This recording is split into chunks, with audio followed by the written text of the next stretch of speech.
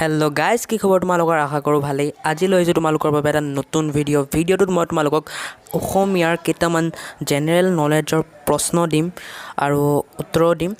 এইসোপা বহুত ইম্পৰ্টেণ্ট হয়, মানে কুইজ বা বেলেগ কিবা পৰীক্ষাত সুধি দিব পাৰে, তো ভিডিঅ'টো চাই থাকিবা।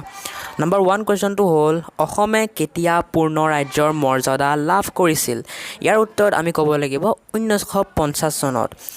নম্বৰ 2 কুৱেশ্যনটো হ'ল, প্ৰথম অসমীয়া ৰাজ্যপাল কোন আছিল? ইয়াৰ উত্তৰটো হ'ব বিষ্ণুৰাম মেধি।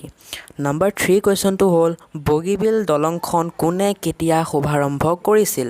ইয়াৰ উত্তৰটো হ'ব 2018 চনৰ 25 ডিচেম্বৰ তাৰিখে ভাৰতৰ প্ৰধানমন্ত্ৰী নৰেন্দ্ৰ মোদীয়ে বগীবিল দলংখন শুভাৰম্ভ কৰিছিল। 4 নম্বৰ প্ৰশ্নটো হ'ল, ভাৰতৰ আটাইতকৈ দীঘল দলংখনৰ নাম কি? ইয়াৰ উত্তৰত লিখিব লাগিব আমি ভূপেন হাজৰিকা সেতু। 5 নম্বৰ কুৱেশ্যনটো হ'ল, ভূপেন হাজৰিকা সেতুৱে কোন দুখন ঠাই সংলগ্ন কৰিছে? ইয়াৰ উত্তৰ হ'ব ঢলা শদিয়াক। 6 নম্বৰ কুৱেশ্যনটো হ'ব, ভূপেন হাজৰিকা সেতু কোনে কেতিয়া উদ্বোধন কৰে?